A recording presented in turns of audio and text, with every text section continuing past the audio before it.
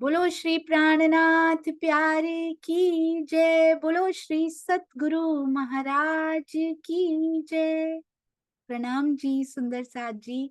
Day 84th Shri Sindhi मंथन 84वां दिन। तुझे भी अपने आराध्य से बिछुड़ना पड़ेगा। एक दिन ऐसा होगा कि तू भी अपने आराध्य के पास नहीं रह पाएगा। कौन कह रहा है ये सुंदर साथ जी? ये प्रतिबिंब की सखियां तो किसको कहते हैं? प्रतिबिंब की सखियां ईश्वरी सृष्टि को कहते हैं, छोटी गोपियों को। और इनको कहते हैं वेद ऋचाएं। ये वेद ऋचाएं कह रही हैं। किससे कह रही हैं सुंदर साथ जी? ये कह रही हैं जो उनको उद्धव जी संदेश लेकर आए हैं ना।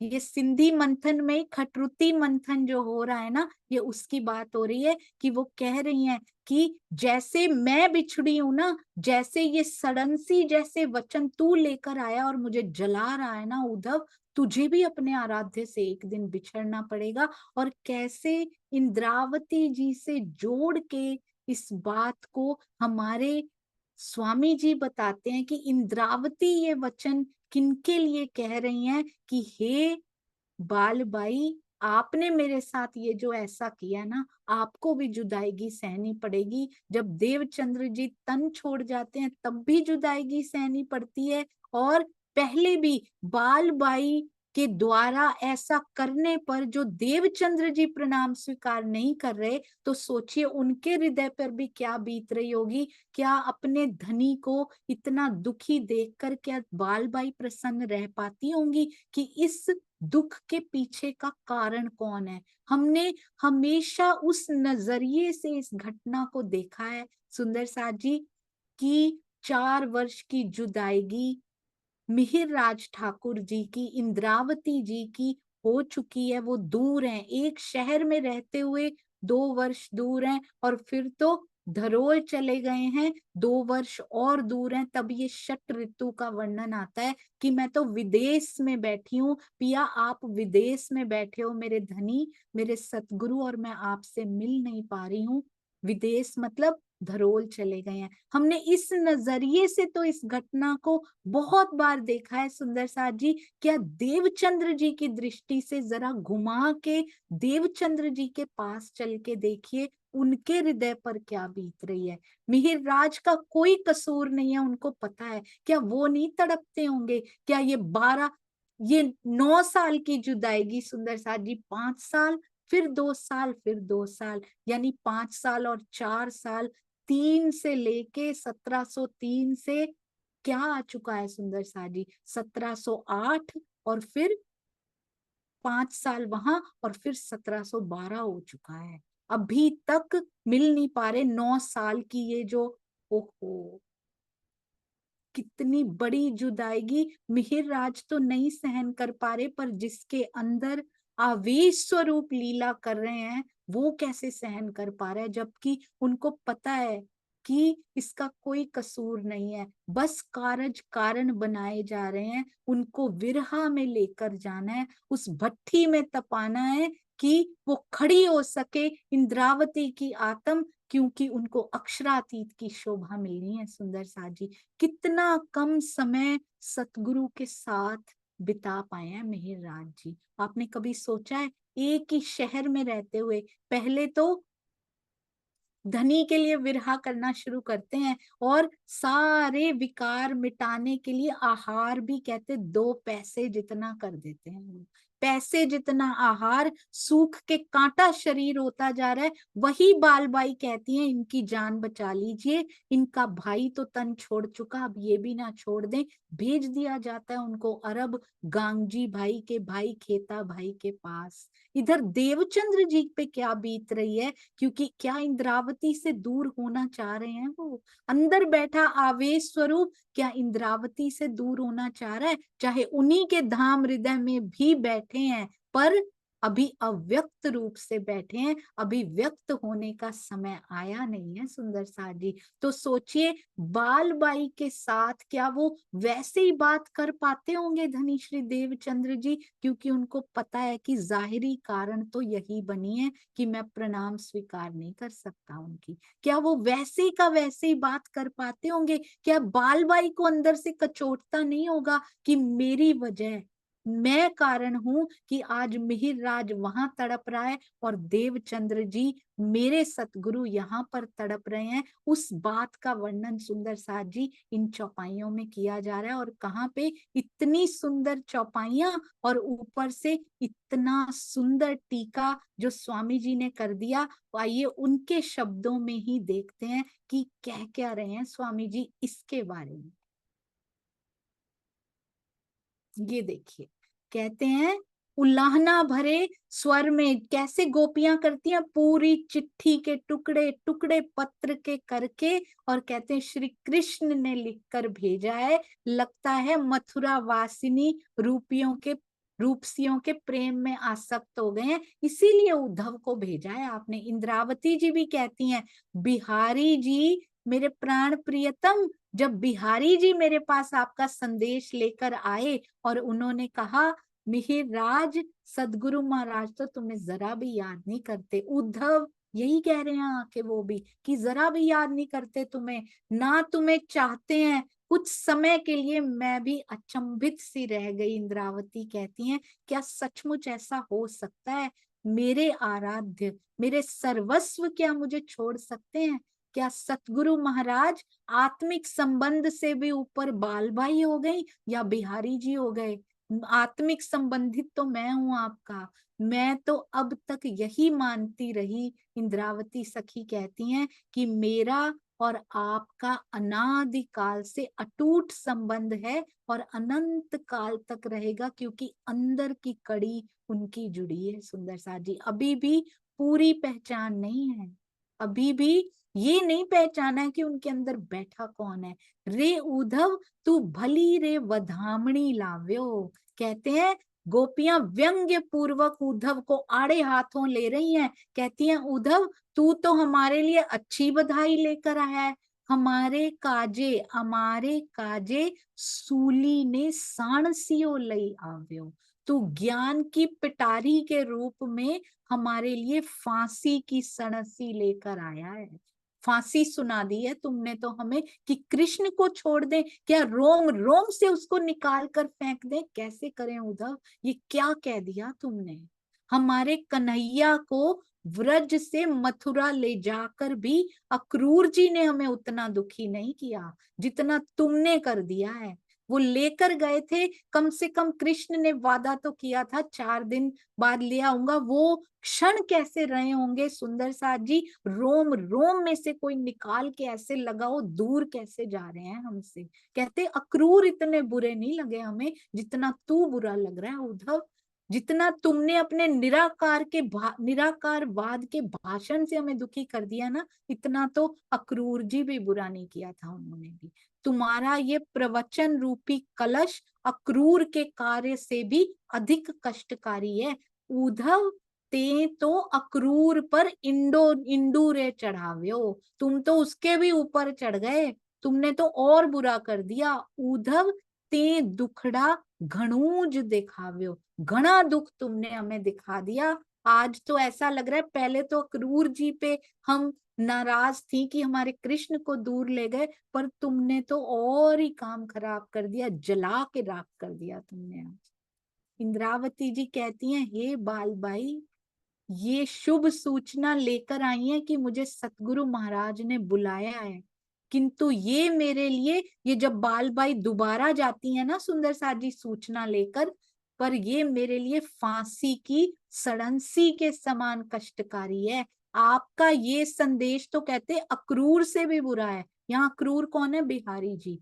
बिहारी जी के लाए संदेश से भी अधिक दुखदाई है। उन्होंने तो केवल इतना ही कहा था कि सतगुरु महाराज का स्वास्थ्य कुछ खराब है, झूठ बोला था, उन्होंने अंबर कस्तूरी मंगवाई है, पर इन्होंने तो स्पष्ट बता दिया कि सदगुरु महाराज मेरे ना आने से दुखी हो रहे हैं, कारण उसका मैं हूं कि वो दुखी हैं और इस अवस्था तक वो पहुंचे हैं, इसका मतलब मैं कारण हूं। ये खबर बालबाई जी आपने बताई है, हालांकि वो झूठ बोल रहे हैं, ये अब सत्य बोल रही हैं, पर ये सत्य भी कितना कष्टकारी है, पहले क्यों नहीं बताया गया मुझे?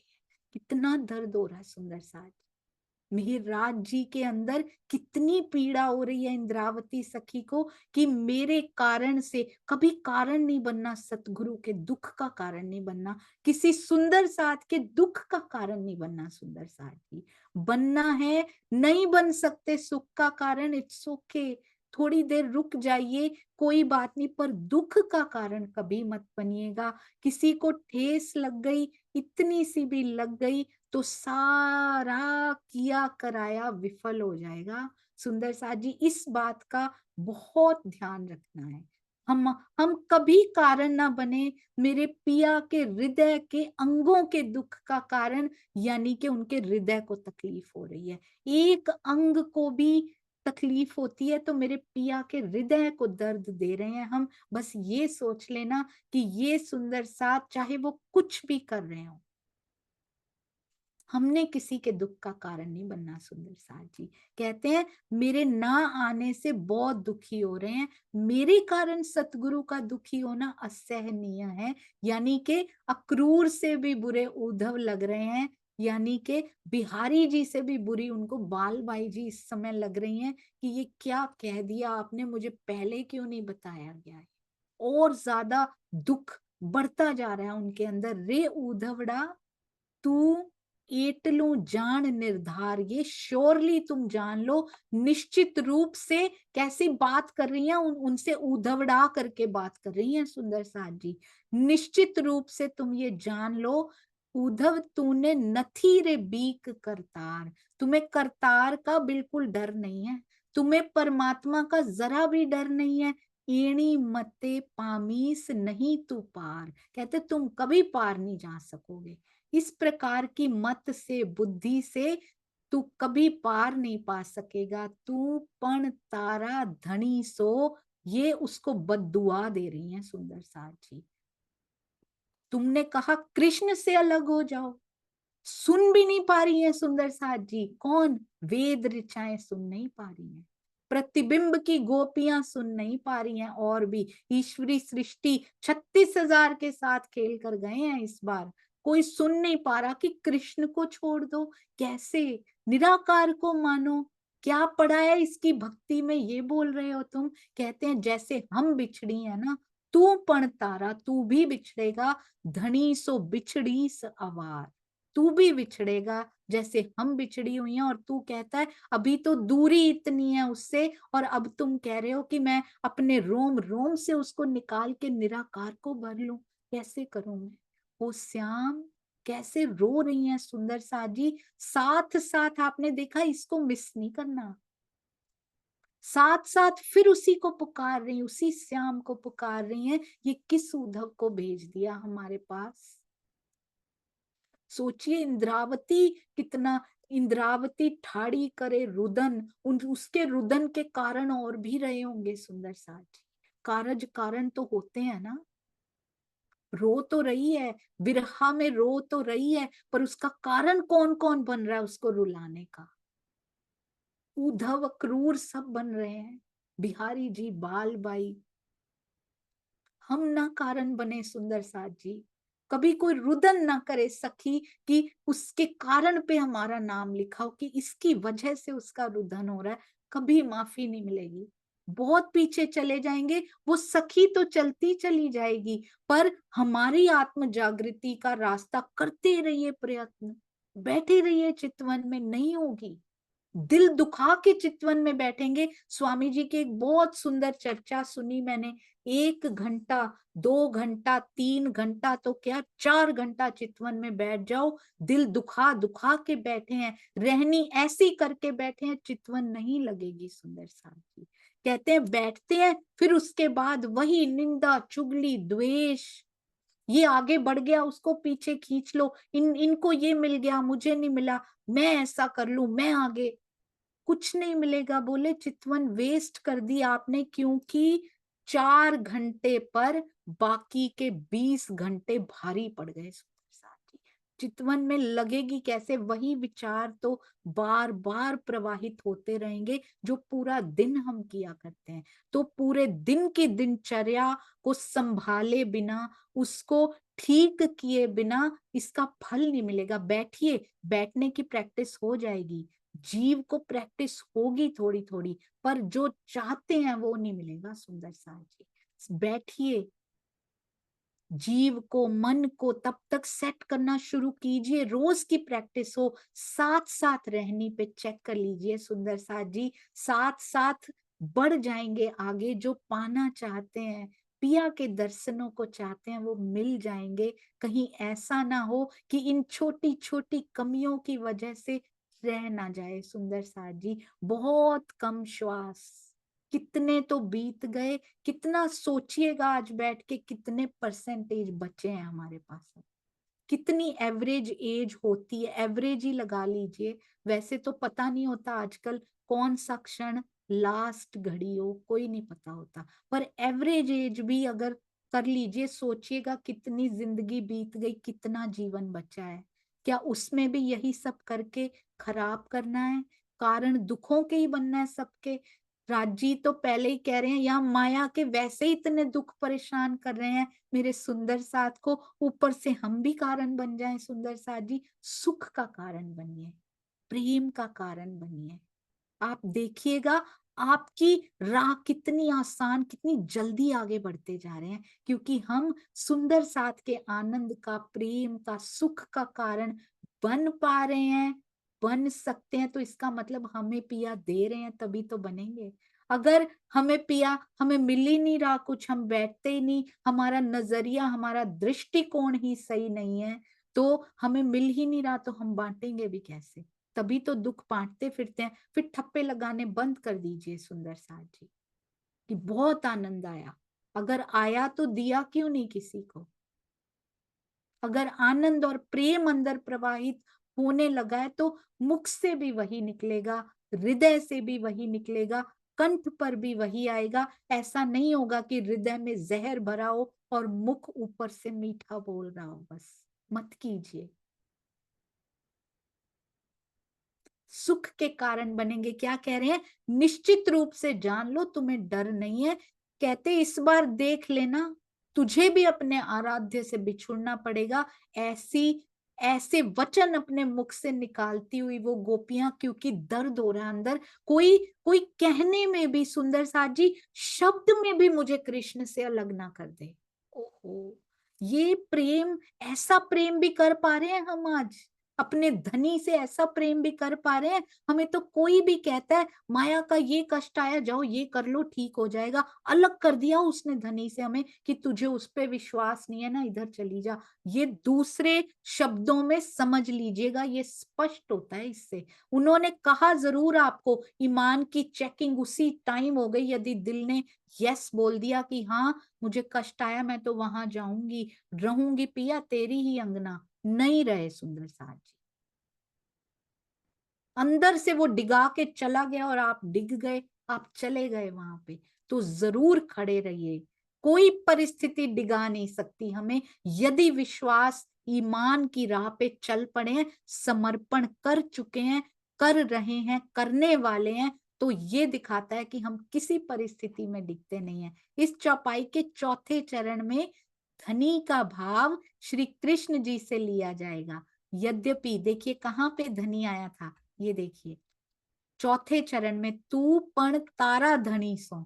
तो उद्धव के धनी कौन है? उधर श्री कृष्ण जी, उनके मालिक तो वही है ना। कहते हैं धनी से भाव श्री कृष्ण जी से लिया जाएगा। यद्यपि उद्धव निराकार निर्गुण परमात्मा को ही मानते थे, वो तो उनको अपना मानते भी नहीं थे धनी, और श्री कृष्ण उनके लिए मात्र घनिष्ठ मित्र थे, परमात्मा नहीं।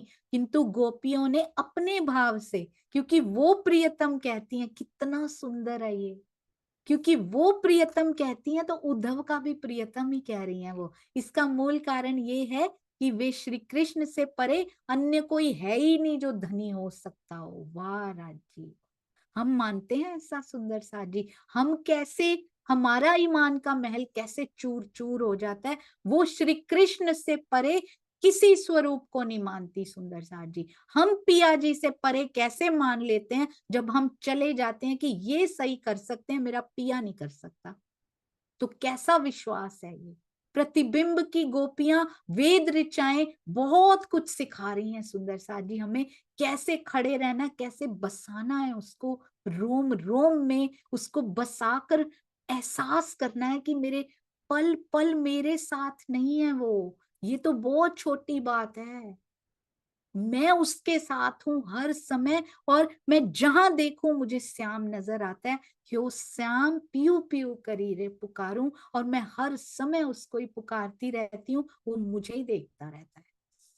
इंद्रावती जी कहती हैं, बाल बाई जी निश्चित रूप से जान लीजिए, देखिए उनके हृदय से क्या पुकार निकल रही है। आपको पार ब्रह्म के न्याय का जरा भी डर नहीं है। ये उन सारे सुंदर साथ को प्रबोध है, जो सुंदर साथ सहन करके भी बोलता नहीं है, उसका दिल जरूर बोलता है ये, कि आपको न्याय का जरा भी डर नहीं है। इस चंचलता भरी चुगलखोरी की बुद्धि से आप कभी भी पार नहीं पाओगी। तो सावधान चुगलखोरी की बुद्धि जो भी यूज करता है इधर से उधर बातें करने में, सुंदर साथ जी बहुत ध्यान दीजिएगा। चाहे जिसके साथ हम कर रहे हैं वो मुख से नहीं बोल रहा, मिहिर राज जी ने मुख से बाल बाई जी को कभी कुछ नहीं कहा, पर उनका दिल रो रहा है कि पार ब्रह्म के न्याय का डर, डरो उससे, आप कभी भी पार नहीं पाओगी, ये बोल दिया सुंदर साथ जी। और उस जन्म में वो पार पा भी नहीं पाई। हमारा भी जन्म इन बद्दुआओं से व्यर्थ ना हो जाए कि सुंदर साथ को दुखा रहे हैं और वो कुछ कह भी नहीं रहे आगे।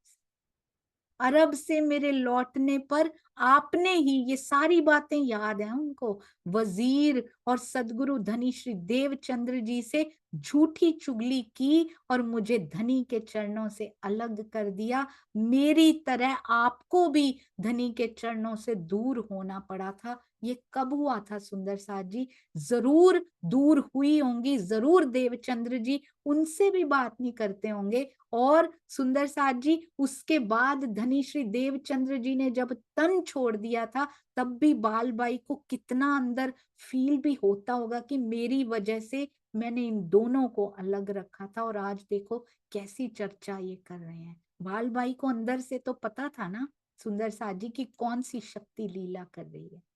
बोलो श्री प्राणनाथ प्यारे की जय। बोलो श्री सतगुरु महाराज की जय। प्रणाम जी सुंदर साथ जी, प्रणाम जी। कोई भी भूलें तो होती रहेंगी, मानव तन भूलों का पुतला होता है, ये जीव भी वैसा ही है। कृपया क्षमा करते जाइए और त्रुटियों को सुधारते भी जाइएगा। प्रणाम जी।